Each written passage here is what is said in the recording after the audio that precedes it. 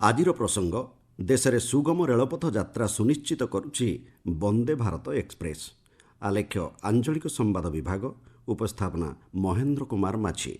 ଦେଶର ପ୍ରଥମ Vande Bharat slipper train ଆଜିଠାରୁ ଚଳାଚଳ ଆରମ୍ଭ କରିଛି। ଗୁଆହାଟୀ ଏବଂ ହାଓଡ଼ା ମଧ୍ୟରେ ଚଳାଚଳ ଆରମ୍ଭ କରିଥିବା ଏହି ଟ୍ରେନ୍କୁ ମାଲଦାଠାରେ ପ୍ରଧାନମନ୍ତ୍ରୀ ନରେନ୍ଦ୍ର ମୋଦି ପତାକା ଦେଖାଇ ଶୁଭାରମ୍ଭ କରିଛନ୍ତି। ଦେଶରେ ଯୋଗାଯୋଗ ବ୍ୟବସ୍ଥାକୁ ବନ୍ଦେ ଭାରତ ଟ୍ରେନ୍ ଅଧିକ ସୁସଂହତ କରିପାରିଛି। ଏହି ଅବସରରେ ସମାବେଶକୁ ସମ୍ବୋଧନ କରି ପ୍ରଧାନମନ୍ତ୍ରୀ ଶ୍ରୀ ମୋଦି ରେଳବାଇ କ୍ଷେତ୍ରରେ ହୋଇଥିବା ବ୍ୟାପକ ପରିବର୍ତ୍ତନ ଉପରେ ଆଲୋକପାତ କରିଛନ୍ତି। ସରକାର ରେଳବାଇ କ୍ଷେତ୍ରକୁ ଅଗ୍ରାଧିକାର ପ୍ରଦାନ କରି ଗ୍ରହଣ କରୁଥିବା ପଦକ୍ଷେପ ଉପରେ ସେ ସୂଚନା ଦେଇଛନ୍ତି। ସୁଗମ ଯାତ୍ରା ଏବଂ ଯାତ୍ରୀଙ୍କ ସୁରକ୍ଷାକୁ ସରକାର ପ୍ରାଧାନ୍ୟ ଦେଉଛନ୍ତି ବୋଲି ପ୍ରଧାନମନ୍ତ୍ରୀ କହିଛନ୍ତି। ଏହି ଅବସରରେ ଶ୍ରୀ ମୋଦି କେତୋଟି ଅମୃତ ଭାରତ ଟ୍ରେନ୍ ଚଳାଚଳର ମଧ୍ୟ ଶୁଭାରମ୍ଭ କରିଛନ୍ତି। 2019ରେ ପ୍ରଥମ ବନ୍ଦେ ଭାରତ ଏକ୍ସପ୍ରେସ୍ ଟ୍ରେନ୍ ଚଳାଚଳ ଆରମ୍ଭ କରିଥିଲା।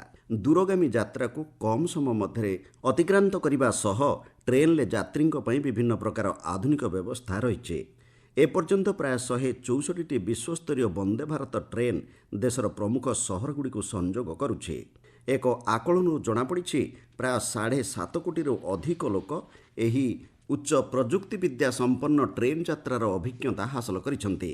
ମେକ୍ ଇନ୍ ଇଣ୍ଡିଆ ପଦକ୍ଷେପ ଅଧୀନରେ ନିର୍ମିତ ଏହି ଟ୍ରେନ୍ଗୁଡ଼ିକରେ ସ୍ୱୟଂଚାଳିତ ପ୍ଲଗ୍ ଡୋର୍, ଘୂର୍ଣ୍ଣନ ସିଟ୍ ଏବଂ ବାୟୋ ଭ୍ୟାକ୍ୟୁମ୍ ଶୌଚାଳୟର ବ୍ୟବସ୍ଥା ରହିଛି।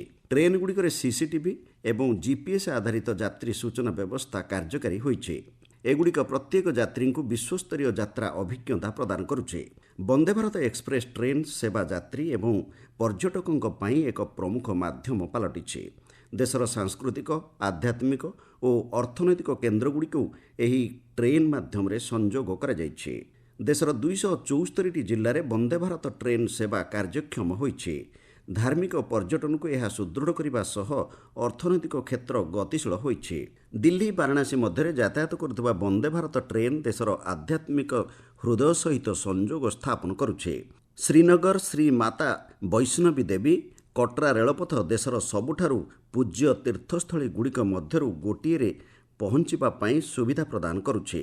ଗତବର୍ଷ ଜୁନ୍ ମାସ 6 ତାରିଖରେ ପ୍ରଧାନମନ୍ତ୍ରୀ ଶ୍ରୀ ମୋଦି ଏହି ରେଳପଥକୁ ଲୋକାର୍ପଣ କରିଥିଲେ। ବେଙ୍ଗାଲୁରୁ ହାଇଦ୍ରାବାଦ ବନ୍ଦେ ଭାରତ ଟ୍ରେନ୍ ସେବା ଅନେକଙ୍କ ପାଇଁ ପସନ୍ଦଯୋଗ୍ୟ ପାଲଟିଛି। ଦେଶର 2ଟି ପ୍ରମୁଖ ପ୍ରଯୁକ୍ତିବିଦ୍ୟା କେନ୍ଦ୍ରକୁ ଏହି ଟ୍ରେନ୍ଟି ସଂଯୋଗ କରୁଥିବାରୁ ଆଇଟି ବୃତ୍ତିଗତ ଏବଂ ବ୍ୟବସାୟିକ ଯାତ୍ରୀ ଏହାର ସୁବିଧା ପାଇପାରୁଛନ୍ତି। ଆଜିଠାରୁ ଆରମ୍ଭ ହୋଇଥିବା ବନ୍ଦେ ଭାରତ ସ୍ଲିପର ଟ୍ରେନ୍ ଯାତ୍ରୀଙ୍କୁ ବିମାନ ପରି ଯାତ୍ରା ଅଭିଜ୍ଞତା ପ୍ରଦାନ କରିବ ବୋଲି କୁହାଯାଉଛି। ଦୀର୍ଘ ଯାତ୍ରାକୁ ଏହା ଦ୍ରୁତ, ସଂରକ୍ଷିତ ଏବଂ ଅଧିକ ସୁବିଧାଜନକ କରିପାରିବ। ସମ୍ପୂର୍ଣ୍ଣ ବାତାନୁକୂଳିତ ଏହି ଟ୍ରେନ୍ରେ 16ଟି ଆଧୁନିକ ବଗି ରହିବା ସହିତ ମୋଟ 823 ଜଣଙ୍କ ଯାତ୍ରାର ବ୍ୟବସ୍ଥା ରହିଛି। ସମାଜର ବିଭିନ୍ନ ବର୍ଗର ଯାତ୍ରୀ ଏହି ଟ୍ରେନ୍ ଦ୍ୱାରା ସୁଫଳ ପାଇପାରିବେ। ଘଣ୍ଟା ପ୍ରତି 18 କିଲୋମିଟର ବେଗର ଗତି କରିବାର କ୍ଷମତା ଥିବା ଏହି ସେମି ହାଇସ୍ପିଡ୍ ଟ୍ରେନ୍ରେ ଆରାମଦାୟକ ସ୍ଲିପର ବର୍ଥ, ସ୍ୱୟଂଚାଳିତ ଦ୍ୱାର, କବଚ ସୁରକ୍ଷା ବ୍ୟବସ୍ଥା, ଆଧୁନିକ ଶୌଚାଳୟ, ଅଗ୍ନି ନିର୍ବାପକ ଏବଂ ସିସିଟିଭି ଆଧାରିତ ନିରୀକ୍ଷଣ ବ୍ୟବସ୍ଥା ରହିଛି। ଡିଜିଟାଲ ମାଧ୍ୟମରେ ଯାତ୍ରୀ ଯାତ୍ରା ସମ୍ପର୍କିତ ସମସ୍ତ ସୂଚନା ପାଇପାରିବେ। ଏହି ଟ୍ରେନ୍ଟିରେ ଆଞ୍ଚଳିକ ସ୍ୱାଦିଷ୍ଟ ଖାଦ୍ୟ ପରିବେଷଣର ମଧ୍ୟ ବ୍ୟବସ୍ଥା ରହିଛି। ପ୍ରଧାନମନ୍ତ୍ରୀ ଶ୍ରୀ ମୋଦି ମଧ୍ୟ ଆଜି କେତୋଟି ଅମୃତ ଭାରତ ଟ୍ରେନ୍ ଚଳାଚଳର ଶୁଭାରମ୍ଭ କରିଛନ୍ତି। ଅମୃତ ଭାରତ ଟ୍ରେନ୍ଗୁଡ଼ିକ ଯାତ୍ରୀଙ୍କୁ ସୁଲଭ ମୂଲ୍ୟରେ ଯାତ୍ରା ସୁବିଧା ପ୍ରଦାନ କରିଥାଏ। ଏଥିରେ ସାଧାରଣ ତଥା ସ୍ଲିପର ଏବଂ ଏସି ଏବଂ ନନ୍ ଏସି କୋଚ୍ ରହିଛି। ଅମୃତ ଭାରତ ଟ୍ରେନ୍ଗୁଡ଼ିକର ଗତି 130ରୁ 160 କିଲୋମିଟର ପର୍ଯ୍ୟନ୍ତ ହୋଇଥାଏ। ଯାତ୍ରୀଙ୍କ ସୁବିଧା ଏବଂ ସୁରକ୍ଷାକୁ ଦୃଷ୍ଟିରେ ରଖି ଏହି ଟ୍ରେନ୍ରେ ବିବିଧ ବ୍ୟବସ୍ଥା କରାଯାଇଛି। ଦେଶର ବିଭିନ୍ନ କ୍ଷେତ୍ରରେ ଘଟୁଥିବା ପରିବର୍ତ୍ତନକୁ ରେଳ ଯୋଗାଯୋଗ ଅଧିକ ଭିତ୍ତିଭୂମି ପ୍ରଦାନ କରୁଛି।